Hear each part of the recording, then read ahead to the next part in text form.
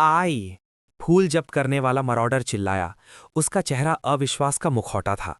अपने मन में उसने कभी इस संभावना के बारे में भी नहीं सोचा था कि वो एक दिन मर सकता है। मुझे इस पर विश्वास नहीं हो रहा है। मैं किसी ऐसे बव्वा के हाथों मर रहा हूं जो भयानक स्तर पर भी नहीं है। मुझे स्टार सोर्ड लाइफ को मारने और उसकी ईश्वर शक्ति का बीज प्राप्त करने का मौका भी नहीं मिला। कांपते हुए उसने जारी रखा, अगर मैं बाहर जा रहा हूं तो मैं तुम्हें अपने साथ ले जा रहा हूं लड़के। गॉड पावर विस्फोट का समय है। घड़घड़ाना। उसमें से ऊर्जा निकली जो आकाश को नष्ट कर सकती थी और पृथ्वी को बुझा सकती थी, और परिणाम स्वरूप छोटू द्वारा उत्पन्न बुलबुला अंतकश फूट पड़ा। छोटू घड़घड़ाहट नहीं था, और इन बुलबुलों में उसकी महारत सबसे अच्छी थी। जाहिर है उसे अभी भी बहुत कुछ सीखना था।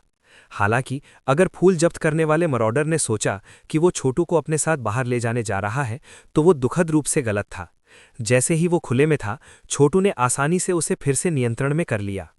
ठंडे स्वर में हंसते हुए छोटू ने कहा, मुझे अपने साथ बाहर ले चलो। तुम्हें क्या लगता है कि तुम कौन हो? मेरी साधना का आधार इतना ऊंचा है कि कोई रास्ता नहीं है जिससे आप मुझे मारने की उम्मीद कर सकें। छोटू का भौतिक शरीर इतनी अविश्वसनीय शक्ति के स्तर पर पहुंच गया था कि उसने प्रकृति के मानदंडों को बता दिया था। उसने अपना हाथ बढ़ाया और उसकी 5 उंगलियां विशाल पहाड़ों की तरह थीं, जिन्होंने फूल जब्त करने वाले लुटेरे द्वारा शुरू की गई सभी दिव्य शक्तियों को कुचल दिया था। एक ईश्वर का हाथ। 9 रुख संयोजन। छोटू एक तुरुप के पत्ते का सहारा ले रहा था, स्टार सोर्ड लाइफ के किसी भी हस्तक्षेप को रोकने की उम्मीद में। आखिरकार स्टार सोर्ड लाइफ इस घृणित खलनायक को बचाने के लिए अपनी जीवन शक्ति का बलिदान करने को तैयार था। इसलिए उन्होंने strength of the hell crushing God mammoth से सबसे अच्छे हत्या चालों में से एक के सभी 9 रुख को जोड़ा, उसे प्राउड हेवन से सीखी गई ऊर्जा कलाओं से मजबूत किया। धड़ाम। उसने अपनी उंगलियों को मुट्ठी में बंद कर लिया और फूल जब्त करने वाले मरॉडर का सिर चकनाचूर हो गया। उसकी ईश्वर शक्ति का बीज उड़ गया, उसकी नवजात दिव्यता और इच्छा को उसके साथ खींचते हुए पीछे छोड़ गया। छोटू इसके लिए तैयार था। उसने अपनी उंगली को झटका, सच्ची ऊर्जा का एक बुलबुला भेजा जिसने ईश्वर शक्ति के बीज को घेर लिया और फिर उसे अपने पास खींच लिया। बिना किसी हिचकिचाहट के वो उसे तेज आग से जलाने लगा। फूल जब्त करने वाला लुटेरा तुरंत चिल्लाया, दया करो, मुझ पर दया दिखाओ। मैं आपके प्रति निष्ठा स्वीकार करूंगा। मैं कभी किसी को नहीं मारूंगा। तुम स्टार सोर्ड लाइफ को इसके बारे में मना सकते हो, लेकिन मुझे नहीं। इस स्थिति में छोटू के लिए दया दिखाने का कोई तरीका नहीं था, और उसने अपनी शक्तिशाली ऊर्जा कलाओं को उजागर करना जारी रखा। जल्द ही फूल जब्त करने वाले लुटेरे की चीखें फीकी पड़ गईं और उसका शरीर राख में ढह गया। वो मर चुका था और चला गया था। अस्तित्व में सबसे दुष्ट और घृणित डाकुओं में से एक अब नहीं रहा था। उल्लासपूर्ण जयकार तुरंत शुरू हो गई। ठीक है, एक महान हत्या। उसने वास्तव में एक बड़े संकट से छुटकारा पा लिया। फूल जब्त करने वाले लुटेरे ने कई लोगों को नुकसान और पीड़ा पहुंचाई थी, और दुर्भाग्य से उनमें से लगभग कोई भी वो बदला लेने की स्थिति में नहीं था जिसके वो हकदार थे। लेकिन छोटू ने उनके लिए ये कर दिया था। पहले ही ये बात फैलने लगी थी कि नीच फूल जब्त करने वाला लुटेरा आखिरकार मर चुका था, जिससे व्यापक खुशी हुई। छोटू ने तुरंत महसूस किया कि भाग्य बदल रहा है, तेजी से उसकी ओर बह रहा है। इस लड़ाई ने विल मैनिफेस्टेशन हेवन संप्रदाय की प्रतिष्ठा को बढ़ाया था और उन्हें और भी अधिक आराधना का विषय बना दिया था। फिर भी उनकी प्रतिष्ठा बढ़ रही थी। नहीं, एक बुलबुला फूटा और स्टार स्वॉर्ड लाइफ खुले में छलांग लगा गया। ये तथ्य कि वो फूल जब्त करने वाले मरॉडन को बचाने में असमर्थ था, स्पष्ट रूप से उसके लिए एक बड़ा झटका था। और ये पहली बार नहीं था जब छोटू ने उसे बिल्कुल शक्तिहीन छोड़ दिया था। प्रोफाउंड वैलर के साथ भी कुछ ऐसा ही खेला गया था। अब तक वो वास्तव में छोटू से नफरत करता था। छोटू, तुमने फिर से हत्या कर दी है। उसने अपनी तलवार उस पर तान दी। तुम्हें इस तरह की चीजें क्यों करनी पड़ती हैं? तुम क्या करने जा रहे हो? फूल जब्त करने वाले मरॉडर का बदला लेने के लिए मुझे मार डालोगे? नहीं, मैं लोगों को नहीं मारता, कभी। लेकिन मैं कसम खाता हूं कि मैं तुम्हें पकड़कर सील करने जा रहा हूं। तुम्हारे मुक्त होने पर यह कहना असंभव है कि तुम कितने लोगों को नुकसान पहुंचाओगे। फूल जब्त करने वाले मरॉडर ने कई लोगों को मार डाला। तुमने उसे पकड़कर सील क्यों नहीं किया? मुझे मत बताओ कि तुम्हारा लक्ष्य मनहूस दैत्यों को बचाना और अच्छे लोगों की उपेक्षा करना है। या क्या मैंने तुम्हारी भावनाओं को इतनी बुरी तरह हेट किया है कि तुम दिखावा कर रहे हो कि मैं फूलों को जब्त करने वाले मरॉडर से भी बदतर हूं? यदि हाँ, तो मैं कहूंगा कि तुम थोड़ा अधिक अहंकारी हो रहे हो। उसे मार डालो जूनियर सेक्ट लॉर्ड। हाँ, उसे काट डालो। यहां तक कि मौत भी इस बात का प्रायश्चित नहीं कर सकती कि उसने कैसे फूल जब्त करने वाले मरॉडर की मदद की। आइए उसे सील करने के लिए एक साथ जुड़ जाते हैं। सुनिश्चित करें कि वो बच न पाए। हर कोई चिल्ला रहा था और कुछ लोगों ने जादू संस्थापन शुरू कर दी। स्पष्ट था कि वे सभी स्टार स्वॉर्ड लाइफ से नफरत करते थे और उसे मरा हुआ देखना चाहते थे। वो देखो, छोटू ने कहा, तुमने जनता का क्रोध जगाया है, और क्या तुम्हें लगता है कि तुम मुझे बंदी बनाने जा रहे हो? स्पष्ट रूप से तुम ऐसा करने के लिए पर्याप्त मजबूत नहीं हो। तुम फूल जब्त करने वाले मरॉडर के समान स्तर पर भी नहीं हो, और तुम दोनों एक साथ काम कर रहे थे जो मुझे संभालने के लिए पर्याप्त नहीं थे। मैं तुम्हें उतनी ही आसानी से मार सकता था जितनी आसानी से मेरा हाथ पलटना। यहाँ तक कि अगर मैंने नहीं चुना है तो तुमने इतने लोगों को नाराज कर दिया है कि कोई रास्ता नहीं है कि तुम यहाँ से जीवित निकल पाओगे। मैं तुम्हें जीवित रहने का एक मौका दूंगा। मुझे तुम्हारे ग्लिब लाठों से कोई फर्क नहीं पड़ता, स्टार स्वॉर्ड लाइफ ने थूपा। मैं तुम्हें यहीं और अभी पकड़ रहा हूं। आज तुम्हारे पास जीवित रहने का एक तरीका है, और वो है मेरे प्रति निष्ठा स्वीकार करना। मेरे लिए काम करो। लोगों को बचाने के बारे में अपनी मूर्खतापूर्ण बात छोड़ दो। मैं तुमसे निर्दोष लोगों को मारने या ऐसा कुछ करने के लिए नहीं कहूंगा, लेकिन मैं ये अपेक्षा अवश्य करूंगा कि तुम बुराई को जड़ से उखाड़ फेंको, और तुम मेरे अंगरक्षक के रूप में कार्य करोगे। जो कोई भी मुझे मारने की कोशिश करेगा उसे मौत की सजा मिलेगी। जो कोई भी निर्दोष लोगों को मारता रहता है उसे शैतान के रूप में आंका जाएगा और उसी तरह की मौत भी मिलेगी। इसके अलावा अगर मैं कभी तुमसे किसी ऐसे व्यक्ति को मारने के लिए कहूं जिसे तुम्हें लगता है कि वो इसके लायक नहीं है, तो तुम मना कर सकते हो। तुम क्या सोचते हो? मैं किसी को मारने से इनकार करता हूं, और मैं तुम्हें मेरी उपस्थिति में किसी अन्य व्यक्ति को मारने की अनुमति नहीं दूंगा। तुम्हें पकड़ना दिव्य स्वर्गारोहण के लिए मेरे मार्ग में सबसे महत्वपूर्ण लक्ष्य है। तुम्हें मारने के लिए मजबूर कर रहे हो, छोटू ने आह भरते हुए कहा। इस मामले में ये आत्मरक्षा का एक कार्य है। मेरे बहुत से दुश्मन हैं, और अगर तुमने मुझे बंदी बना लिया तो मेरे दोस्तों और परिवार का वध कर दिया जाएगा। दूसरे शब्दों में, तुम्हारा मुझे पकड़ना ऐसा ही होगा जैसे तुम उन्हें मार देते हो। मैं किसी को भी तुम्हारे दोस्तों और परिवार को मारने नहीं दूंगा। तुम्हें लगता है कि मैं इस पर विश्वास करने जा रहा हूं? फूल जब्त करने वाले मरॉडर ने कई लोगों को मार डाला। क्या तुमने उनमें से किसी को बचाया? लोगों को बचाना एक अच्छी बात है स्टार स्वॉर्ड लाइफ, लेकिन इसे ठीक से किया जाना चाहिए। इसे अनुचित तरीके से करो तो तुम्हारी तथाकथित बचत हत्या में बदल जाती है। यहाँ तक कि वो बोल रहा था, छोटू अपनी ऊर्जा जमा कर रहा था और एक ही झटके में स्टार स्वॉर्ड लाइफ को बाहर निकालने की तैयारी कर रहा था। वो उसे कोई चाल चलने का मौका नहीं देना चाहता था। इसके अलावा स्टार स्वॉर्ड लाइफ ने इतना सार्वजनिक क्रोध जगाया था कि अगर छोटू ने ये काम नहीं किया तो भी वो भीड़ के द्वारा टुकड़े टुकड़े कर दिया जाता। इस तनावपूर्ण क्षण में दोबारा लड़ाई शुरू होने से ठीक पहले दिव्य प्रकाश की एक किरण दिखाई दी, जिसके भीतर कई युवतियां थीं। उनका नेता एक देवी की तरह लगता था और उसके पास एक साधना का आधार था जो पूरी तरह से अथाह था। इस युवती को देखकर कई दर्शकों ने उसे पहचान लिया। जूनियर सेक्ट लॉर्ड, वो हमारी महामहिम वुडफर्न कपल पैलेस की जूनियर इम्प्रेस हैं। जूनियर इम्प्रेस यहाँ हैं? वो क्या चाहती हैं? वुडफर्न कपल पैलेस की जूनियर इम्प्रेस ओरिजिन सैंक्चुरी के जूनियर पॉन्टिफ के समान ही शक्तिशाली और महत्वपूर्ण थीं, और स्पष्ट रूप से हल्के में लेने के लिए नहीं थीं। कृपया प्रतीक्षा करें जूनियर छोटू। भाई छोटू, कुछ ऐसा है जो मैं कहना चाहता हूं। कृपया अपने मन की बात कहें जूनियर इम्प्रेस, छोटू ने कहा, अपनी शक्ति पर लगाम लगाते हुए। इस व्यक्ति ने यहां फूल जब्त करने वाले मरॉडर की सहायता की और 10,000 मौतों का हकदार है। यहां सब इसका सिर मांग रहे हैं। क्या कोई कारण है कि आप चाहते हैं कि मैं उस पर दया करूं? सबसे पहले मैं ये बताना चाहूंगा कि मेरी कई बहनों को फूल जब्त करने वाले मरॉडर के द्वारा मार दिया गया था। इसलिए मैं आपके द्वारा की गई सेवा के लिए आपका धन्यवाद देना चाहता हूं। मैंने अक्सर फूलों को जब्त करने वाले मरॉडर को मारने का सपना देखा है, लेकिन जब से उसे ग्रेट नेक्रोपोलिस से एक दिव्य शक्ति का बीज मिला है, वो अजेय है। मुझे लगभग विश्वास नहीं हो रहा कि आप उसे बाहर ले गए छोटू। आपने जो परोपकार और धार्मिकता दिखाई है वो आपको सार्वभौमिक सम्मान के योग्य बनाती है। उसने कमर पर झुककर अपना भाषण समाप्त किया। छोटू तुरंत उतनी ही गहराई से झुक गया।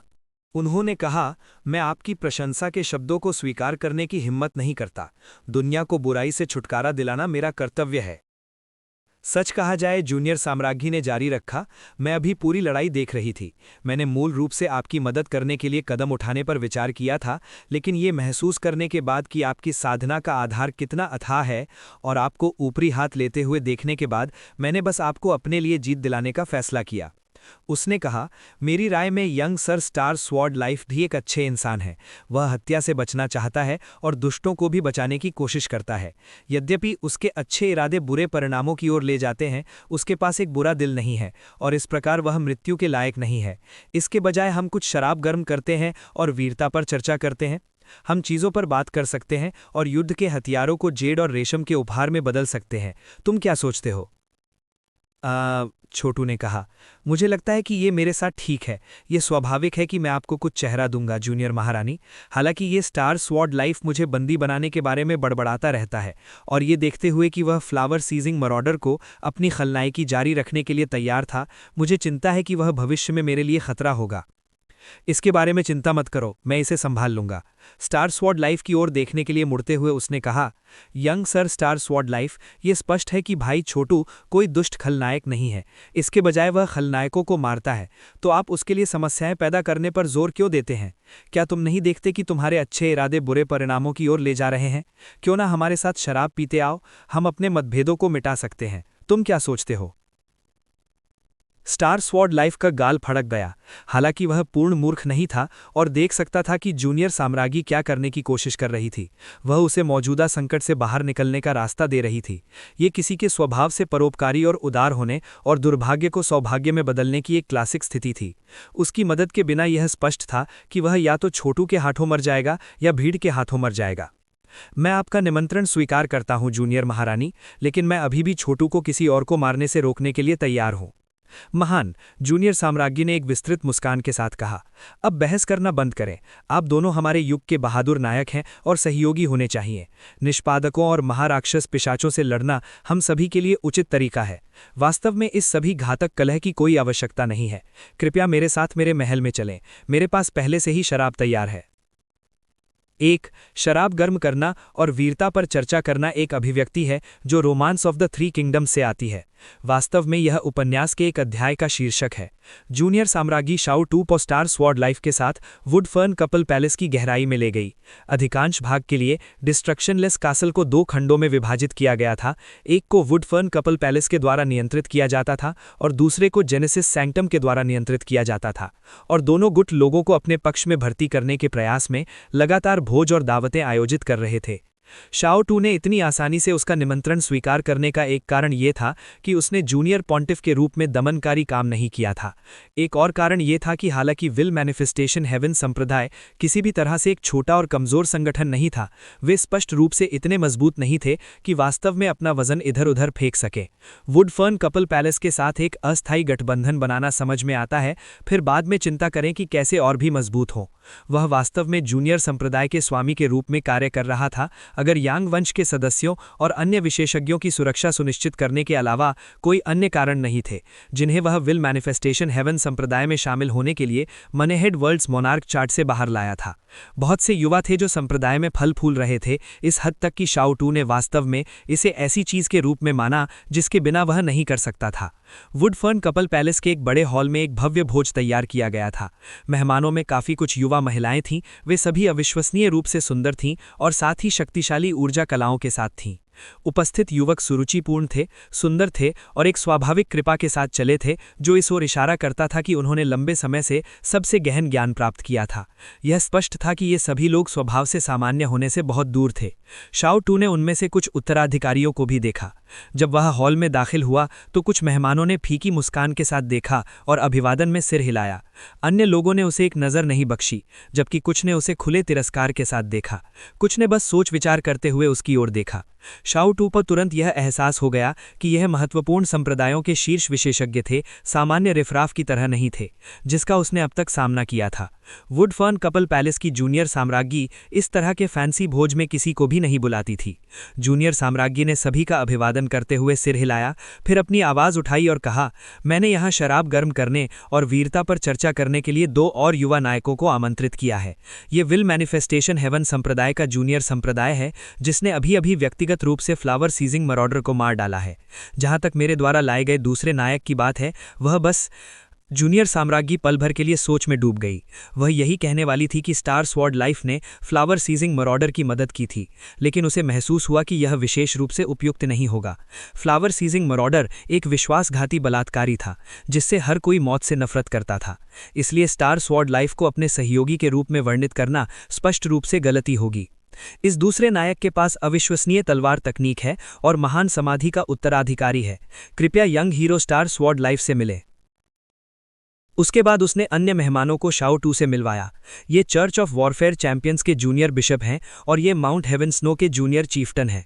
उपस्थित किसी ने भी जूनियर साम्राज्ञी को टोकने की हिम्मत नहीं की जब उन्होंने परिचय कराया, जिससे यह स्पष्ट हो गया कि वह सत्ता की स्थिति में थी। जैसे ही परिचय कराया गया, शाओ टू ने देखा कि हर कोई स्वयं को सामान्य शिष्टाचार के साथ ले जा रहा था और कोई भी विशेष रूप से हैरान नहीं था कि उसने अभी अभी फ्लावर सीजिंग मरॉडर को मार डाला था। कुछ लोग स्टार स्वॉर्ड लाइफ में ज्यादा दिलचस्पी रखते थे, शायद इसलिए कि वह उत्तराधिकारी था। Everyone please be seated, junior साम्राज्ञी ने कहा। उसने भोज के सामने सम्मान की सीट ली, फिर शाओ टू और स्टार स्वॉर्ड लाइफ को उसके दोनों ओर बैठने को कहा। अपनी ओर इशारा करते हुए उसने एक जलती हुए भट्टी की ओर ध्यान आकर्षित किया जिसके ऊपर एक उबलती हुई कढ़ाई रखी थी। इस भट्टी को केओस कहा जाता है। जब केओस आता है तो यह एक आग की तरह है जो कुछ भी और सब कुछ जला सकता है। कढ़ाई को डियर कढ़ाई कहा जाता है। अभारा डियर दुनिया का प्रतिनिधित्व करता है। कढ़ाई में शराब को हीरो कहा जाता है। जब केओस का राज होता है और युद्ध की आग भड़क उठती है तो जो कोई भी डियर पर नियंत्रण कर लेता है वह हीरो के रूप में उभरता है। इसलिए स्पष्ट है कि शराब गर्म करने और वीरता पर चर्चा करने का यह भोज सिर्फ दोस्त बनाने से कहीं अधिक है। उसकी आवाज में वीरता और वीरता ने यह स्पष्ट कर दिया कि वह किसी भी प्रकार से किसी भी पुरुष से कम नहीं थी और श्रोताओं के दिलों में तुरंत प्रशंसा को जन्म दिया।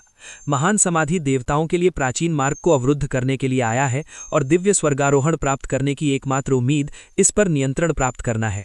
प्राचीन सड़क के निष्पादक दमनकारी और दबंगा प्रतीत हो रहे हैं, जबकि साथ ही फील्ड डेविल लीग बुरी योजनाएं तैयार कर रही है। समाधि के मूल जंगली लोग गठबंधन बना रहे हैं और भविष्य की दुनिया ऐसे घूर रही है जैसे कोई शिकार पर नजर रखे हो। हम कई दुश्मनों का सामना कर रहे हैं, इसलिए हमें सुरक्षित रहने के लिए एक साथ रहना चाहिए। प्राचीन सड़क के नायकों के रूप में स्वर्ग द्वारा पक्षपात युक्त आप इस सभा में एक लीग लॉर्ड को चुनने के लिए आए हैं जो हम सभी का नेतृत्व करेगा। क्या आप में से किसी ने इस बारे में सोचा है कि आपको लगता है कि नेता कौन होना चाहिए? ठीक उसी तरह वह इस पर उतर आई कि इस बात पर चर्चा करने के लिए कि उन्हें लगता है कि नेता कौन होना चाहिए, जेनेसिस सैंक्टम या वुडफर्न युगल पैलेस। सुंदर दिखने वाले युवकों में से एक ने कहा, जो कोई भी गठबंधन का नेतृत्व करता है उसे सद्गुण और प्रतिष्ठा का व्यक्ति होना चाहिए। वुडफर्न युगल पैलेस के शाही युगल के अलावा और कौन संभावित हो सकता है? जेनेसिस सैंक्टम के पॉन्टिफ और उसके बेटे दोनों भयानक षड्यंत्रकारी हैं और किसी भी तरह से सीधे और स्पष्ट नहीं है। वे निश्चित रूप से वुडफर्न युगल पैलेस के करीब नहीं आ सकते। यह युवक चर्च ऑफ वॉरफेयर चैंपियंस का जूनियर बिशप था जिसे शाओ टू से कुछ क्षण पहले ही मिलवाया गया था। स्पष्ट रूप से वह जूनियर साम्राज्ञी से कुछ अनुमोदन प्राप्त करने की उम्मीद कर रहा था। उसकी बातों के जवाब में कुछ लोगों ने सिर हिलाया और खुलकर कहा कि वे वुडफर्न युगल पैलेस का समर्थन करेंगे। शाओ टू ने चर्चा में जोड़ने का निर्णय लिया और कहा, जेनेसिस सैंक्टम के जूनियर पॉन्टिफ ने मेरी विल मैनिफेस्टेशन हेवन संप्रदाय से 2 शिष्याओं को चुराने के गुप्त साधनों का उपयोग किया था। वह एक गंदा षड्यंत्रकारी है जिसे सत्ता में आने नहीं दिया जाना चाहिए। अंत में स्टार स्वॉर्ड लाइफ ही एकमात्र व्यक्ति था जिसने कुछ नहीं कहा। आप सभी को गलत धारणा मिली है, जूनियर साम्राज्ञी ने कहा। जाहिर है कि आपने सोचा था कि मैंने आपको इस भोज में अपना समर्थन प्राप्त करने के लिए आमंत्रित किया है ताकि आप वुडफर्न युगल पैलेस का समर्थन कर सकें। अगर ऐसा है तो आपने वास्तव में मेरे संगठन को कम आंका है। उसके ये कद सुनकर हर कोई दंग रह गया, यहाँ तक कि स्टार स्वॉर्ड लाइफ भी अचानक कुछ संदिग्ध लग रहा था। शाओ टू को भी यह थोड़ा अजीब लगा। वुडफर्न कपल पैलेस ने स्पष्ट रूप से इस बड़ी सभा को आयोजित करने के लिए बहुत प्रयास किया, जिसके बारे में कहा जाता था कि लीग लॉर्ड का चुनाव करने के लिए आवश्यकता थी। तो वे अचानक अपना मन क्यों बदल लेंगे और पद के लिए प्रतिस्पर्धा क्यों नहीं करेंगे? जूनियर हाउस लेडीज में से एक वापस नहीं रह सकी और बोली, बिग सिस्टर म्यू, मुझे लगता है कि हम सब अब थोड़े भ्रमित हैं। कुछ क्षण पहले के परिचय के आधार पर शाओ टू को पता था कि यह junior house lady house of clear heaven erudition से थी। यह एक प्रसिद्ध संप्रदाय था जिसे कोई भी हल्के में नहीं लेता था और वहां की हाउस लेडी के पास स्वर्ग हिलाने वाला, पृथ्वी को चकनाचूर करने वाला खेती का आधार था। माना जाता है कि उसका मानसिक स्केल 70 से अधिक था। इस वजह से उन्हें वास्तव में विल मैनिफेस्टेशन हेवन संप्रदाय से बड़ा और कमजोर माना जाता था। मैं समझता हूं, जूनियर साम्राज्ञी ने कहा। हालांकि अगर आप इसके बारे में सिर्फ एक पल के लिए सोचेंगे तो आप समझ जाएंगे। वुड फर्न कपल पैलेस और जेनेसिस सैंक्टम दोनों में हमारी तरफ से असीम मध्य भयंकर विशेषज्ञ हैं। ना तो दूसरे को वश में करने की स्थिति में है, इसलिए अगर एक नेता बन जाता है तो दूसरा निश्चित रूप से निर्णय को स्वीकार करने से इनकार कर देगा और इससे अंतःकलह पैदा होगी। तो हमें क्या करना चाहिए? राजसी युगल और पॉन्टिफ एक दूसरे से खुलकर नहीं लड़ सकते, ऐसा ना हो कि वे हंसी का पात्र बन जाएं। इसके अलावा अगर हम आपस में लड़ना शुरू कर देते हैं और केओस में बदल जाते हैं तो हमारे दुश्मन आसानी से झपट पड़ सकते हैं और हमें नष्ट कर सकते हैं। जैसे ही एकत्रित विशेषज्ञों ने उसके शब्दों पर विचार किया, उन्हें एहसास हुआ कि वो जो कह रही थी उसमें सच्चाई थी। हर कोई जानता था कि जेनेसिस सैंक्टम और वुडफर्न कपल पैलेस वर्षों से एक दूसरे से लड़ रहे थे, जिसमें कोई स्पष्ट विजेता नहीं उठ रहा था। यदि वे वास्तव में युद्ध में गए तो दोनों पक्षों को निश्चित रूप से भारी नुकसान होगा, और संप्रदायों के गठबंधन का नेतृत्व जीतने के लिए ऐसा कुछ करना बेहद मूर्खतापूर्ण होगा। लेकिन इसे ध्यान में रखते हुए उन दो समूहों के नेता इस तरह की सभा का आह्वान क्यों करेंगे, यदि वे एक दूसरे के साथ प्रतिस्पर्धा करने का इरादा नहीं रखते हैं? केवल एक नेता हो सकता है, दो नहीं, और एक नेता के बिना संप्रदाय ढीली रेत के बर्तन की तरह अविभाजित होंगे। चिंता मत करो, मैं सब कुछ समझा दूंगा, जूनियर साम्राज्ञी ने कहा। सच्चाई ये है कि इस सभा को बुलाने से पहले हमारे दो महान संप्रदायों ने इस विषय पर चर्चा करने के लिए कई बैठकें की थीं। अंत में कुछ मुख्य बुजुर्गों ने एक बहुत ही चतुर समाधान प्रस्तावित किया। ये क्या समाधान हो सकता है? छोटू ने पूछा। सरल, पुरानी पीढ़ी मुख्य बुजुर्गों की परिषद के रूप में कार्य करेगी, जबकि लीग लॉर्ड का चयन युवा पीढ़ी में से किया जाएगा। इस रहस्योद्घाटन से उपस्थित सभी लोग स्तब्ध रह गए। ये कैसे हो सकता है? एक जूनियर संप्रदाय स्वामी ने पूछा। हालांकि हम में से कुछ वास्तव में शानदार हैं, हम में से एक के रूप में कमजोर कोई संभवतः जनता का समर्थन कैसे जीत सकता है? हाँ बिल्कुल, मुझे ऐसा लगता है कि यहाँ कुछ और ही चल रहा है। ये वास्तव में थोड़ा बहुत असामान्य है। चलो सब लोग शांत हो जाओ और जूनियर साम्राज्ञी को समझाने समाप्त करने दो। हॉल शांत होने के बाद जूनियर साम्राज्ञी ने जारी रखा। देवियों और सज्जनों, जैसा कि आपको संदेह है, मामला इतना सरल नहीं है। हालांकि ये एकमात्र समाधान है और हमारे दो महान संगठनों के बीच तनाव को हल करने का एकमात्र तरीका है। हम दोनों ने पहले ही इस लक्ष्य को ध्यान में रखते हुए संप्रदाय सभा चलाने की शपथ ले ली है। इसके अलावा हमने पहले ही तय कर लिया है कि आप में से कई लोगों द्वारा अभी बताए गए मुद्दों का समाधान कैसे किया जाएगा।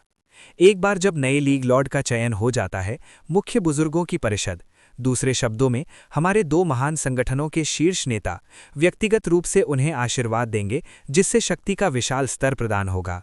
लोगों द्वारा आदान प्रदान की जाने वाली अजीब निगाहें तेजी से बदल गईं और उपस्थित कई लोग उत्साहित दिखने लगे, क्योंकि उन्हें एहसास हुआ कि शायद उनके पास लीग लॉर्ड बनने का शॉट था। उस स्थिति में मैं आपके पीछे अपना समर्थन फेंकता हूं जूनियर महारानी, छोटू ने कहा। आप नेतृत्व करने के लिए कदम क्यों नहीं उठाती? अचानक अन्य लोगों को एहसास हुआ कि जूनियर महारानी इस भोज को इसलिए फेंक रही होंगी ताकि उन्हें नेतृत्व के लिए अपनी बोली के लिए समर्थन मिल सके।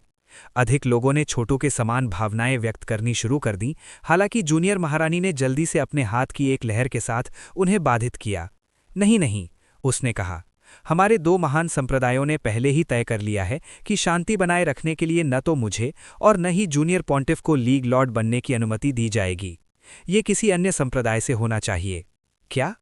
उपस्थित सभी लोग हैरान थे कि दो विशाल संप्रदाय इस तरह एक समझौते पर आ जाएंगे।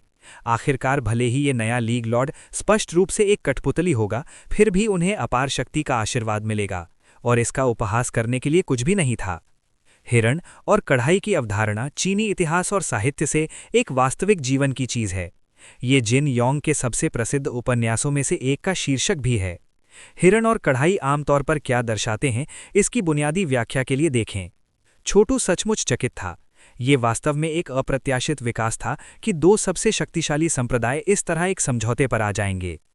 उम्मीद के विपरीत उनमें से कोई भी गठबंधन का नेतृत्व नहीं करना चाहता था, बल्कि इसके बजाय एक बाहरी व्यक्ति को चुनने का विकल्प चुना था, जिसे वे व्यक्तिगत रूप से सत्ता के उच्च स्तर तक पहुंचने का आशीर्वाद देंगे।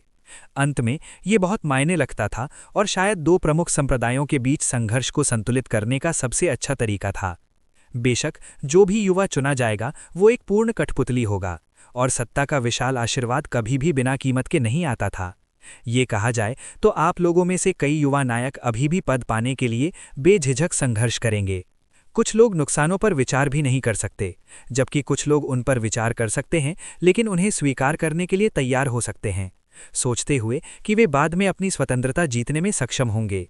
आखिरकार अंत में वे लीग लॉर्ड होंगे और फिर भी अपार शक्ति का उपयोग करेंगे। यहाँ तक कि छोटू भी पद लेने के बारे में सोच रहा था। भले ही आशीर्वाद में वार्डिंग मंत्र शामिल हों, वे उन्हें सुलझा सकता था और वो खुद को जेनेसिस सैंक्टम और वुडफन कपल पैलेस के नियंत्रण से मुक्त करने में भी आत्मविश्वस्त था। उन संगठनों के पुराने जमाने के लोग उनके लिए सच्चा खतरा नहीं थे। बहुत पहले नहीं, वो खुद को उस स्थिति में रखने के लिए बहुत सुस्त हो सकता था, लेकिन परफेक्ट गॉड आर्ट का ज्ञान प्राप्त करने और अपनी साधना के आधार को बढ़ाने के बाद वो बहुत अधिक आत्मविश्वस्त था। उसके पास अभी भी वो महात्मा जेड नहीं था जिसकी उसे अपने शारीरिक शरीर और मानस को संतुलित करने की आवश्यकता थी, लेकिन शुद्ध गॉड आर्ट ने इसकी भरपाई की।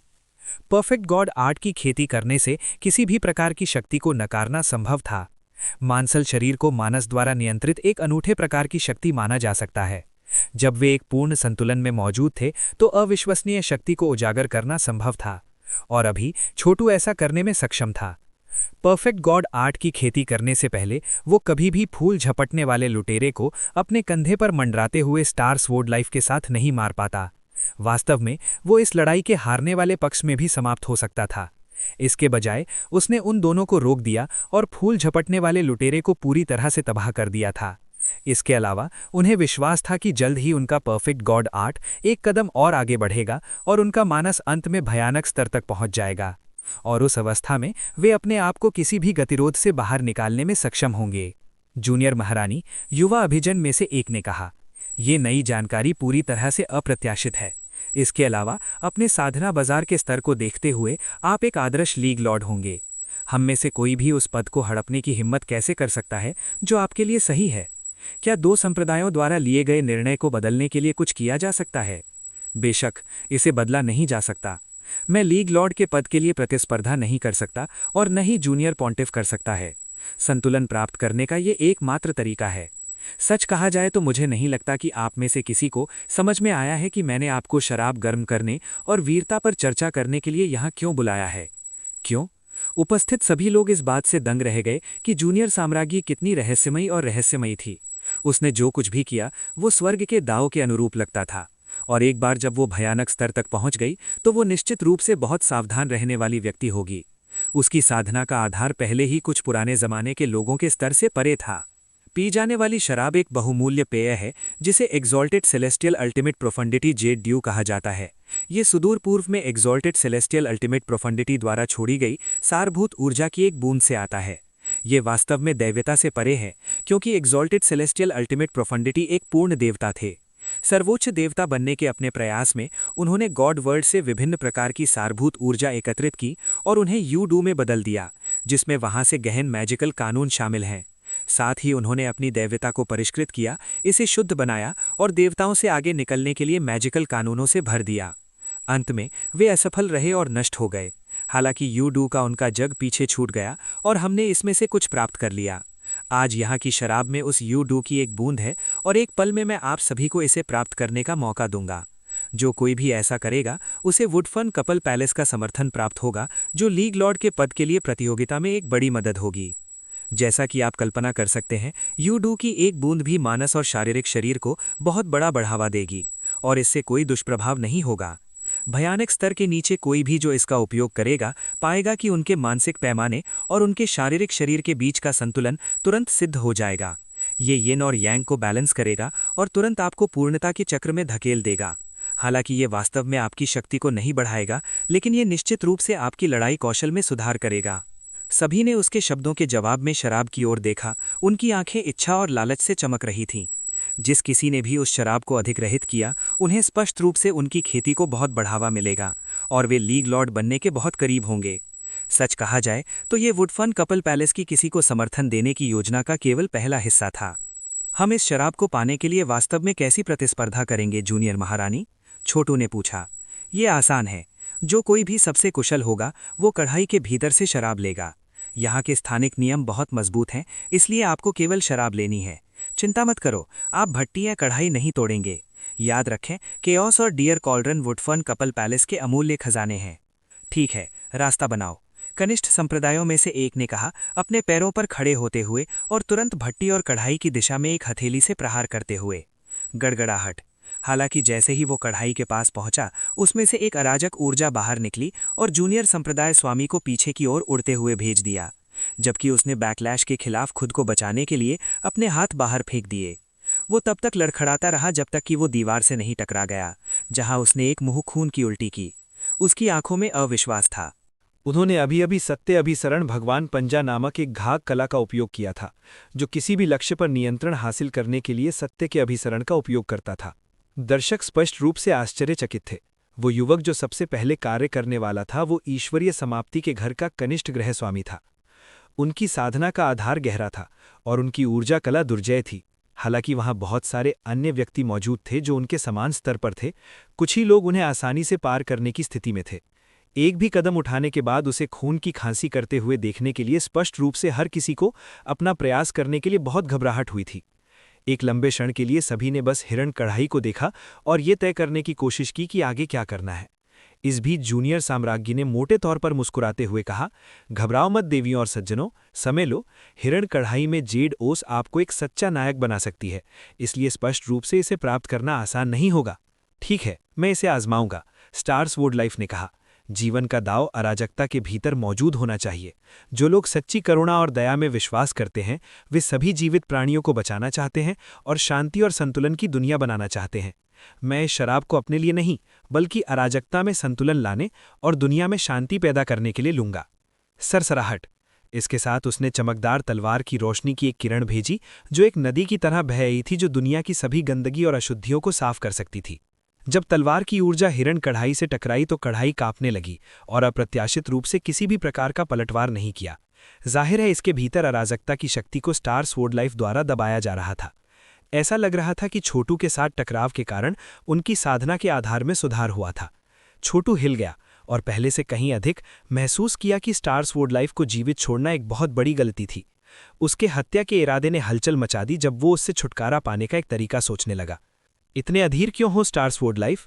तथ्य यह है कि स्टार्स वुड लाइफ की तलवार की ऊर्जा का हिरण कढ़ाई द्वारा विरोध नहीं किया जा रहा था। एक बड़ा झटका था, लेकिन निश्चित रूप से कोई नहीं चाहता था कि वो शराब के साथ समाप्त हो जाए। इसलिए ये कोई आश्चर्य की बात नहीं थी कि ऊर्जा की 10 धाराएं निकली और उसकी तलवार की ऊर्जा में टकरा गईं, जिससे वो दूर हो गया और उसे पीछे की ओर लड़खड़ाया। वो मजबूत तो था, लेकिन ऐसा कोई तरीका नहीं था जिससे वो 10 शक्तिशाली विशेषज्ञों के सामने खड़ा हो सके। वो कहा गया, ये विशेषज्ञ उसे मारने की कोशिश नहीं कर रहे थे, बल्कि अपने लिए कढ़ाई की सामग्री जीतने की कोशिश कर रहे थे। इसलिए सत्ता की 10 धाराएं एक दूसरे से संघर्ष करने लगीं। बिजली की सभी विभिन्न धाराओं को खारिज करते हुए कढ़ाई के घूमने के रूप में घरघराहट की आवाजें सुनी जा सकती थीं। हालांकि इसमें शामिल सभी विशेषज्ञ तैयार थे और बैकलैश पावर को इसके स्रोत की ओर पुनर्निर्देशित करना शुरू कर दिया। घरघराना। आखिरकार कढ़ाई इतनी जोर से कांप रही थी कि ऐसा लग रहा था कि ये किसी भी क्षण खुल सकता है। लोग पहले से ही अंदर पन्ना हरी शराब देख सकते थे और यहां तक कि आश्वस्त थे कि वो गहराई में डिस्टिलर के खमीर की एक गोली देख सकते हैं। वो डिस्टिलर का खमीर वास्तव में जेड ओस था और जिसने भी इसे प्राप्त किया वो तुरंत ज्ञान के उच्च स्तर तक पहुंच जाएगा। सभी युगों के लिए शांति और सुरक्षा, कभी आत्मसमर्पण मत करो। स्टार्स वुड लाइफ ने फिर से हमला किया और तलवार की रोशनी की एक किरण कढ़ाई में भेजी, उस पल का फायदा उठाते हुए जीत हासिल करने की कोशिश की। हालांकि अपनी तलवार की रोशनी कढ़ाई में डालने के बावजूद ये डिस्टिलर के खमीर तक नहीं पहुंच सका। आपको डिस्टिलर के खमीर तक पहुंचने से पहले शराब को अवशोषित करना होगा, जूनियर साम्राज्ञी ने कहा। स्टार्स वुड लाइफ ने अपनी उंगली लहराई और उसकी तलवार की ऊर्जा बदल गई, जिसने एक गुरुत्वाकर्षण बल लगाया जो शराब को चूसने लगा। ये सभी विकास सबसे संक्षिप्त क्षणों में हुए। जैसा कि सभी ने देखा, उसने पन्ना हरे लरल को अवशोषित करना शुरू कर दिया, जिससे उसका शक्ति सूचकांक आसमान छूने लगा। उसका मानसिक स्केल भी ऊपर की ओर बढ़ने लगा। सभी हैरान थे। यदि शराब स्वयं इतनी प्रभावशाली होती तो डिस्टिलर का खमीर कैसा होता? हालांकि स्टार्स वुड लाइफ ने डिस्टिलर का खमीर सुरक्षित नहीं किया था। जेड ओस को अवशोषित करने से शराब के रूप में उनकी ऊर्जा कला में नाटकीय रूप से सुधार हो रहा था। छोटू सदमे में देख रहा था जब उसका मानसिक स्केल बढ़ने लगा। ये वास्तव में आश्चर्यजनक बात थी कि थोड़ी सी शराब का इतना प्रभाव पड़ेगा। शराब इतनी भयानक कैसे हो सकती है? इसने ये सवाल पैदा किया कि डिस्टिलर का खमीर कितना चमत्कारी होगा। वास्तव में छोटू को लग रहा था कि यदि वो उसे प्राप्त कर सकता है तो उसका मानसिक स्केल कई दर्जनों तक चढ़ सकता है। अभी वो 22 वर्ष का था, जो दुर्जेय था। हालांकि वहां बहुत सारे ऐसे विशेषज्ञ मौजूद थे जिनके मानसिक स्केल 50 से परे थे। यहां तक कि स्टार्स वुड लाइफ भी इस संबंध में उससे ऊपर था। हालांकि ये देखते हुए थोड़ा आश्चर्यजनक बात थी कि वो एक उत्तराधिकारी था, और इसका मतलब ये था कि अगर स्टार्स वुड लाइफ ने एक और बड़ी सफलता हासिल की तो ये वास्तव में बुरी बात हो सकती है। इसलिए छोटू ने तुरंत अपनी हथेली बाहर निकाली, जिससे वो अपने दुश्मन को कुचलने के लिए सीधा कदम उठा सके। एक कर्कश आवाज आई जब स्टार्स वुड लाइफ की तलवार की ऊर्जा बिखर गई और शराब को अवशोषित करने का उसका प्रयास विफल हुआ। गुस्से में घूमते हुए उसने छोटू पर तलवार से वार किया और साथ ही चिल्लाया, मुझे विश्वास नहीं हो रहा कि आप हस्तक्षेप कर रहे हैं छोटू, लेकिन इसके बावजूद मैं आपको मारने नहीं जा रहा हूं, मैं आपको पकड़ने और सील करने जा रहा हूं। ऐसा लग रहा था कि स्टार्स वुड लाइफ के खतरों में बहुत कम विविधता थी। जहां तक तलवार के हमले का सवाल है, इससे एक बड़ा सीलिंग निशान दिखाई दिया और छोटू के लिए दाईं ओर सिर हुआ। बेशक इस प्रकार का कोई सीलिंग निशान छोटू के लिए कुछ नहीं कर सकता था। उन्होंने मुट्ठी से जवाब दिया, दुश्मन तकनीक को चकनाचूर कर दिया। फिर उनका हाथ आगे बढ़ता रहा, शराब को जब्त करने की कोशिश करने के लिए नहीं, बल्कि स्टार्स वुड लाइफ को मारने के लिए। जब स्टार्स वुड लाइफ को एहसास हुआ कि क्या हो रहा है, तो उन्होंने बहुत धीरे प्रतिक्रिया करने की हिम्मत नहीं की। उन्होंने तुरंत अपनी तलवार की ऊर्जा वापस ले ली और उसे एक रक्षात्मक बाधा में बदल दिया। छोटू जानता था कि ये देखते हुए कि कितने शीर्ष विशेषज्ञ मौजूद थे, अभी डिस्टिलर के खमीर को प्राप्त करने का कोई मतलब नहीं था। साथ ही अगर उसने जल्द से जल्द स्टार्स वुड लाइफ को नहीं मारा तो बाद में ऐसा करना मुश्किल हो सकता है। इसलिए उसने अपनी सबसे शक्तिशाली कलाओं को उजागर किया, उसे काटने के लिए घातक और विषैला हमला करने का सहारा लिया। वे 3 बार भिड़े और हर बार स्टार्स वुड लाइफ को पीछे हटने के लिए मजबूर किया गया। इसी समय छोटू के अंदर गड़गड़ाहट की आवाज़ें सुनी जा सकती थीं जब वो अपनी परफेक्ट गॉड आर्ट को उजागर करने के लिए तैयार था। चूंकि उसे कला का पूर्ण ज्ञान नहीं था, वो इसका उपयोग तभी कर सकता था जब वो बिना किसी प्रतिबंध के कार्य करने के लिए स्वतंत्र था। यही कारण था कि वो फूल जब्त करने वाले लुटेरे के खिलाफ इसका उपयोग करने में सक्षम था, और इस स्थिति में भी यही कारण था। विज जब जूनियर साम्राज्ञी ने देखा कि स्टार्स वुड लाइफ और छोटू के बीच क्या हो रहा है, तो उसने अपना हाथ लहराया, जिससे उन्हें अलग करने के लिए ऊर्जा की एक धारा निकली। छोटू थोड़ा हैरान था। बाहर पहुंचकर उसने धीरे से बाधा को छुआ और उसमें अपार शक्ति महसूस कर सकता था। वास्तव में इसने उसे कुछ भी करने में पूरी तरह से असमर्थ बना दिया। इसने उसे परफेक्ट गॉड आर्ट की थोड़ी याद भी दिलाई, हालांकि स्पष्ट रूप से कुछ मौलिक भिन्नताएं थीं। जूनियर साम्राज्ञी के पास स्पष्ट रूप से लगभग 80 या 90 का मानसिक स्केल था और 7000 से अधिक का शक्ति सूचकांक था। वे मध्य भयंकर स्तर में होने के बहुत करीब थे। मुझे विश्वास नहीं हो रहा कि वो इतनी शक्तिशाली है, उन्होंने सोचा। जाहिर है उन्हें इन परिस्थितियों में स्टार्स वुड लाइफ को मारने की कोई उम्मीद नहीं थी। उन दोनों का इतना निकट से मिलता था कि उसे हराने के लिए हजारों राउंड तक आगे पीछे जाना पड़ता, और फिर भी ये संभव था कि स्टार्स वुड लाइफ मारे जाने के बजाय बच जाए। चूंकि जूनियर साम्राज्ञी स्पष्ट रूप से किसी भी घातक युद्ध को रोकने का इरादा रखती थी, इसलिए छोटू को उसे मारने के लिए भविष्य के अवसर की प्रतीक्षा करनी पड़ेगी। तुम दोनों फिर से क्यों लड़ रहे हो? उन्होंने एक फीकी मुस्कान से पूछा। शराब पर छीना झपटी अनुमति है, लेकिन घातक हत्या के उपयोग की अनुमति नहीं है। हमारे पास शक्तिशाली दुश्मनों से सामना करना है और सैन्य का एक होना ही जीवित रहने का एकमात्र विकल्प है। इस बीच शराब पर छीना झपटी और तेज हो गई। अब दर्जनों विशेषज्ञ एक दूसरे से लड़ रहे थे, क्योंकि वे सभी कढ़ाई में जाने की कोशिश कर रहे थे। कढ़ाई पर प्रहार करते हुए सोनोरस बूम बजने लगे और कभी कभी शराब बाहर निकलती थी, जिसे हर कोई उत्सुकता से अवशोषित करने की कोशिश करता था। एक निश्चित बिंदु पर कढ़ाई आग की लपटों में बदल गई, जो एक सुरक्षा कवच की तरह उस पर फैल गई।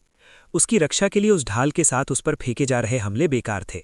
अचानक विशेषज्ञों में से एक ने चिल्लाया, जिससे एक आंतरिक गोली आग की शील्ड को भेदने के लिए उड़ी।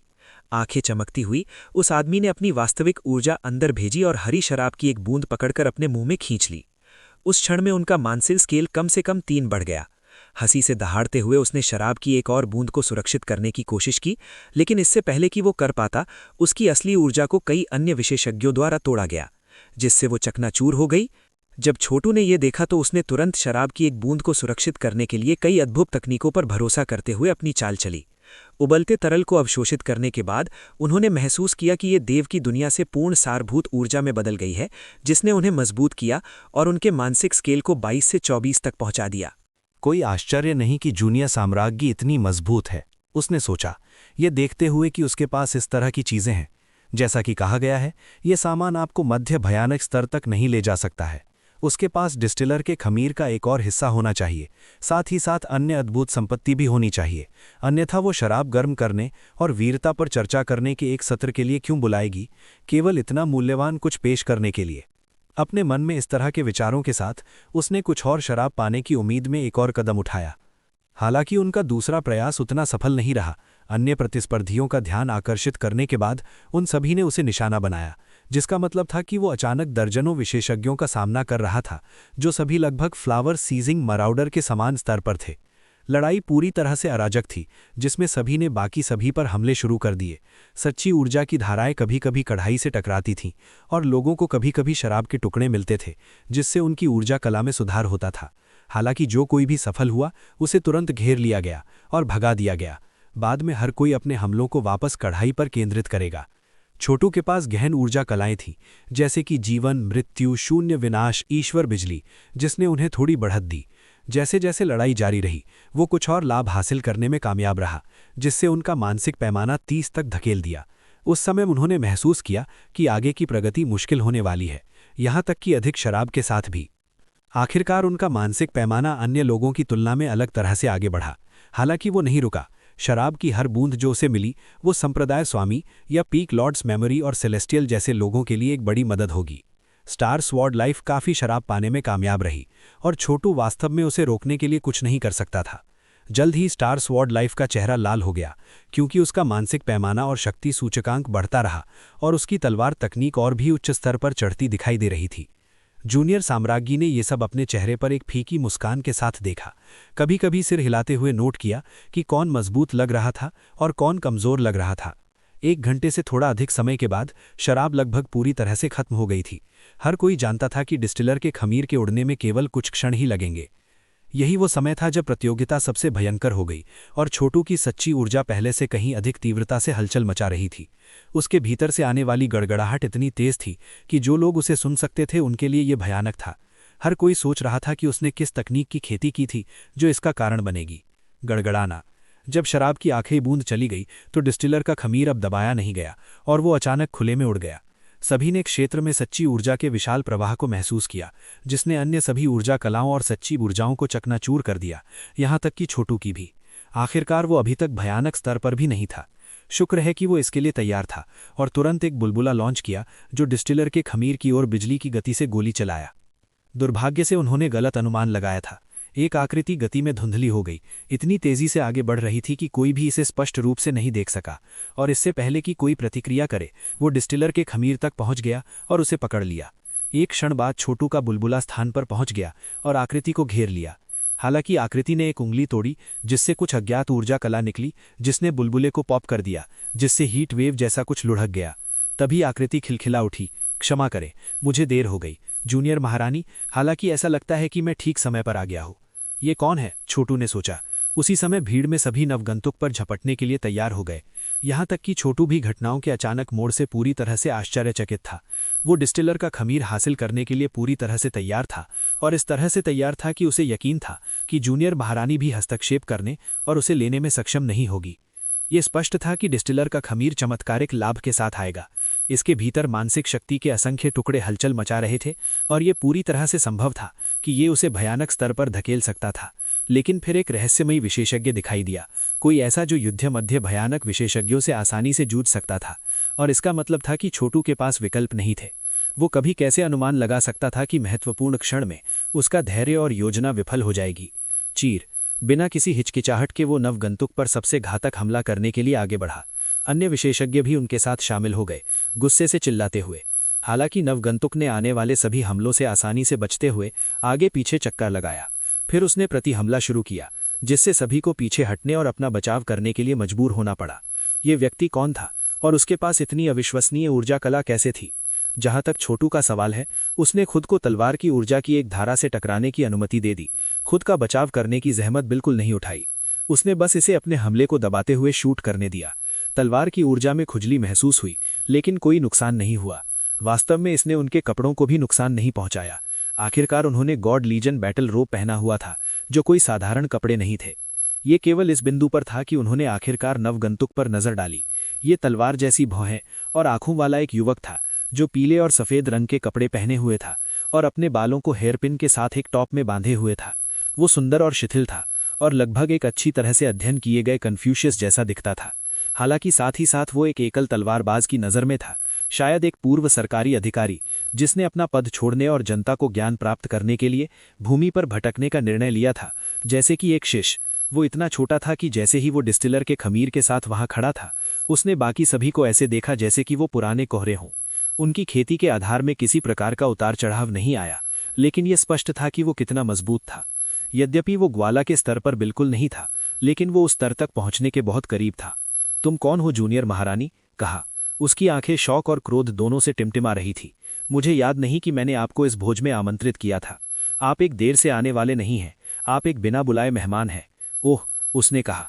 यहां तक कि जब सभी ने उसे देखा, उसने अपनी कलाई को झटका और डिस्टिलर का खमीर गायब हो गया। अब ये पहले से भी अधिक स्पष्ट था कि डिस्टिलर का खमीर उससे वापस लेना यदि असंभव नहीं तो अत्यधिक कठिन होगा। छोटू की अभिव्यक्ति बहुत भद्दी थी। वो वास्तव में उस वस्तु को चाहता था, केवल इस बिना बुलाए आदमी द्वारा उसे पीटे जाने के लिए। ये काफी झटका था। हंसते हुए उस आदमी ने कहा, मैं देवताओं के लिए प्राचीन मार्ग का एक विशेषज्ञ हूँ।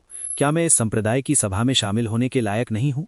इसके अलावा जूनियर महारानी, आपने कुछ देर पहले ही स्पष्ट रूप से कहा था कि शराब गर्म करने और वीरता पर चर्चा करने के इस सत्र में जो कोई भी डिस्टिलर का खमीर हैगा, उसे सच्चा हीरो घोषित किया जाएगा। भैल, मैंने उसे ले लिया। मुझे मत बताओ कि आप अपनी बात से पीछे हटने जा रहे हैं। तुम कौन हो सकते हो महाराज? जूनियर महारानी ने कहा। मुझे नहीं लगता कि मैंने कभी आपके विवरण से मेल खाते हुए किसी के बारे में देवताओं के लिए प्राचीन मार्ग पर सुना है। मुझे आपसे उस डिस्टिलर के खमीर को वापस करने के लिए कहना होगा, अन्यथा आप आज यहाँ से नहीं जाएंगे। देखते हुए कि मैं यहाँ हूँ, मैं क्यों छोड़ना चाहूँगा? वो परिहास से मुस्कुराया। इसके अलावा मैंने सुना है कि आप एक लीग लॉर्ड का चयन करने की योजना बना रहे हैं। देखते हुए कि मैंने डिस्टिलर का खमीर लिया, तो क्या इसका मतलब ये नहीं कि मैं इस पद के लिए भी प्रतिस्पर्धा करने के योग्य हूँ? संयोग से मैंने ये भी सुना है कि आपके वुडफर्न कपल पैलेस में युवा नायकों के बीच एक दामाद की तलाश है। जो मैंने अभी किया है उसे ध्यान में रखते हुए क्या आपको लगता है कि मैं बिल में फिट हो सकता हूँ? हर कोई गुस्सा होने लगा था, फिर भी किसी ने कदम उठाने की हिम्मत नहीं की। आखिरकार वो कई विशेषज्ञों द्वारा एक बड़े हमले का विषय था, फिर भी उसे चोट भी नहीं आई थी। उसके पास स्पष्ट रूप से कुछ अत्यंत शक्तिशाली ऊर्जा कलाएं थी। गुप्त रूप से सभ्यता निर्माता ग्रैंड मैजिक का उपयोग करते हुए छोटू ने उस आदमी के मानसिक पैमाने की जांच की और तुरंत चौंक गया। ये 99 पर है, उसने सोचा। एक और कदम के साथ ये आदमी गॉड की दुनिया तक पहुंच सकता है और वहां जीवित रह सकता है। 99 के मानसिक पैमाने के साथ वो युद्ध मध्य स्तर पर होने के कगार पर था। जूनियर साम्राज्ञी ने गुस्से से सूंघा। आपके पास मजबूत ऊर्जा कलाएं हो सकती हैं श्रीमान, लेकिन दुख की बात यह है कि आप ये नहीं जानते कि सभ्य व्यवहार कैसे किया जाता है। ये देखते हुए कि आप कितने मजबूत हैं, आपको सीधा और स्पष्ट होना चाहिए। डिस्टिलर के खमीर को ऊपर दिए गए फैशन में लेना एक बात है, लेकिन इसके बजाय आपने एक छोपी हमले का सहारा लिया। आपने इस भोज को भी क्रैश कर दिया, जिससे मुझे आश्चर्य होता है। क्या मैं आपको एक बिना बुलाए मेहमान कहूं या एक मृत मेहमान? लंबी चीर। एक सनकी मुस्कान के साथ उस युवक ने अपनी आस्तीन लहराई और एक सिर जमीन पर गिर पड़ा। हर तरफ खून के छींटे पड़ गए। मृत में सिर की आंखें निकल आईं और खून इतना गाढ़ा था कि ऐसा लग रहा था जैसे ये धातु का बना हो। तुरंत शौक के भाव कमरे में भर गए। क्या वो ऐसा था? वो प्राचीन सड़क के कार्यवाहियों में से एक है। वो प्रिंस नोबल डेथ है। वो क्रूर और नीच है और उसने प्राचीन सड़क से देवताओं तक इतने काश्तकारों को मार डाला है कि इसे गिनना असंभव है। और उसने अनेक संप्रदायों को गुलाम बना लिया है। उसकी खेती उनके सम्राट के अधीन है। वास्तव में वो अगला सम्राट बनने के सबसे अधिक संभावित उम्मीदवार थे। ये आदमी उसे कैसे मार सकता है? तो ये वो है। वो स्पष्ट रूप से अपनी आंखें खोलकर और नफरत में चमकते हुए मारा गया था। मुझे मत बताओ कि इस बच्चे ने उसे मार डाला। ये कैसे संभव है? यहां तक कि अगर उनके सम्राट ने उस पर हमला किया तो उसे भागने में सक्षम होना चाहिए था। ये देखते हुए कि प्रिंस नोबल डेथ का कटा हुआ सिर उनके सामने ही था, किसी ने भी जल्दबाजी करने की हिम्मत नहीं की। मुझे देर हो गई, युवक ने कहा। इसका कारण यह है कि मैं इस बदमाश से निपट रहा था। संभवतः आप सभी उसे पहचानते हैं। वो प्रिंस नोबल डेथ है, जो निष्पादकों में से सबसे क्रूर में से एक है। कोई ये भी नहीं जानता कि उसने कितने विशेषज्ञों को मार डाला है। इस हद तक कि कई संप्रदाय उसके पीछे जाने के लिए एक सेना बनाने की बात कर रहे हैं। उसके ठिकाने का पता चलने के बाद मैंने उसे ट्रैक किया और अंत में उसे मारने से पहले 3 दिन और 3 रातों तक उससे लड़ाई की। मैं उसका सिर आपकी महारानी के लिए उपहार के रूप में यहाँ लाया हूँ। इसे ध्यान में रखते हुए क्या मैं इस भोज में भाग लेने के योग्य हूँ? उसमें 3 दिन और 3 रातों तक उससे लड़ाई की। हर कोई वास्तव में काफी प्रभावित था। वे सभी प्राचीन सड़क से देवताओं तक के प्रसिद्ध विशेषज्ञ थे और वे ऐसे प्रकार के नहीं थे जिन्हें आसानी से जीता जा सके। वे सभी प्रिंस नोबल डेथ के सामने भाग गए होंगे, फिर भी इस युवक ने उसे मार डाला था। ये चमत्कार से कम नहीं था। इसके अलावा अगर वे 3 दिन और 3 रातों तक लड़ते हैं तो ये अत्यधिक संभावना थी कि प्रिंस नोबल डेथ अन्य निष्पादकों से मदद के लिए कॉल करने में सक्षम होते। ये 1 लाख सैनिकों द्वारा संरक्षित एक जनरल को मारने जैसा था, जो सभी को और भी प्रभावित करने के लिए चला गया कि ये युवक कितना मजबूत था। यहां तक कि जूनियर साम्राज्ञी भी वज्रपात कर रही थी। मृत प्रिंस नोबल डेथ की आंखों में गुस्से के भाव को देखते हुए उसने सिर हिलाया और कहा, मृत होने के बावजूद आप अभी भी उसकी आभा में कुछ गुस्से को महसूस कर सकते हैं। ऐसा लगता है कि आप उसके कर्म से प्रभावित हो गए हैं, साबित करते हैं कि आप ही हैं जिसने उसे मार डाला था। आप इसके लिए मेरी प्रशंसा करते हैं। इस बदमाश के पास वास्तव में एक उच्च खेती का आधार था और अगले सम्राट के रूप में सफल होने की संभावना थी। अगर ऐसा होता तो हमारे 2 प्रमुख संप्रदायों पर बहुत दबाव पड़ता। ये देखते हुए कि आपने उसे मार डाला, यंग सर, आप इस भोज में भाग लेने के लायक हैं। क्या मैं पूछ सकता हूं कि तुम कहां से हो? मैं गॉड हाउस ऑफ बास्टर्ड्स का जूनियर हाउस लॉर्ड हूं, सीक्लिफ। भगवान का घर? जूनियर साम्राज्ञी ने अपना सिर हिलाया और कहा, मैंने आपके इस संप्रदाय के बारे में कभी नहीं सुना। यदि ये देवताओं के लिए प्राचीन सड़क पर मौजूद होता तो ये निश्चित रूप से प्रसिद्ध होता। बास्टर्ड सीक्लिफ ने हंसते हुए कहा, देवताओं की सेना गॉब हाउस को नाजायज बच्चों से भरा मानती है, और क्योंकि प्राचीन सड़क के निष्पादक देवताओं की सेना के अनुचर हैं, वे हमारे बिल्कुल विपरीत हैं। सच्चाई ये है कि हमने प्राचीन सड़क में छाया में रखा है और आमतौर पर बाहरी मामलों में हाथ नहीं डालते हैं। आखिरकार हमें एक कारण से भगवान कहा जाता है। मुझे यकीन है कि आपके माता पिता शाही जोड़ा ने हमारे बारे में सुना होगा। तो ये ऐसा है, जूनियर साम्राज्ञी ने कहा। वो अच्छी तरह से जानती थी कि देवताओं के लिए प्राचीन सड़क रहस्यमय और अप्रत्याशित थी। यद्यपि वो अस्तित्व में सबसे शक्तिशाली संगठन की जूनियर साम्राज्ञी थी और उसने ये मान लिया था कि वो शक्ति के अंतिम स्तर की कमान संभालती है, हमेशा कुछ और भी शक्तिशाली संगठन के उठने की संभावना हो सकती है। देवताओं के लिए प्राचीन सड़क भगवान की दुनिया के बगल में सबसे विस्तृत चीज थी, और इस तरह किसी के लिए भी इसे पूरी तरह से तलाशना असंभव होगा, यहां तक कि इस जूनियर महारानी के लिए भी नहीं। क्योंकि बास्टर्ड सीक्लिफ ने डिस्टिलर का खमीर ले लिया था, उसने स्थिति पर नियंत्रण खो दिया था। हालांकि ये सब नकारात्मक नहीं था। उसने प्रिंस नोबल डेथ को मार डाला था ये साबित करने के लिए कि वो कितना मजबूत था, और ये संदेश देने के लिए कि उसके साथ तुच्छ व्यवहार करने से मौत हो जाएगी। अगर वो प्रिंस नोबल डेथ को मार सकता था तो ये स्पष्ट था कि वो उपस्थित किसी भी विशेषज्ञ को मार सकता था। प्रिंस नोबल डेथ को मारने की तुलना में फ्लावर सीजिंग मैरॉडर को मारना एक बच्चे का खेल खेलने जैसा था। इससे पहले छोटू ने स्थिति को नियंत्रित करने की उम्मीद की थी, लेकिन ये देखते हुए कि दृश्य पर कोई ऐसा था जिसे वो निश्चित रूप से नहीं संभाल सकता था, वो जानता था कि इस तरह के विचार अब व्यर्थ थे। अभी के लिए उसे धैर्यपूर्वक इंतजार करना होगा और देखना होगा कि स्थिति कैसे विकसित हुई। आखिरकार उसने लंबे समय से सीख लिया था कि धैर्य कैसे रखना है। कार्य करने से पहले योजना बनाना नियंत्रण बनाए रखने और ऊपरी हाथ हासिल करने का सबसे अच्छा तरीका था। इसके अलावा उनके पास बास्टर्ड सीक्लिफ से निपटने के लिए कोई विशिष्ट योजना भी नहीं थी। एक पल के विचार के बाद जूनियर साम्राज्ञी ने कहा, यह भोज शराब गर्म करने और वीरता पर चर्चा करने के बारे में है। क्योंकि आपने डिस्टिलर का खमीर लिया है यंग सर, तो आप स्पष्ट रूप से एक टॉप हीरो हैं। और हाँ, मैं अपनी बात रखूंगा। वुडफर्न पैलेस आपको लीग लॉर्ड के उम्मीदवार के रूप में समर्थन करेगा। आपके पास सीट क्यों नहीं है ताकि हम मामलों पर चर्चा कर सकें?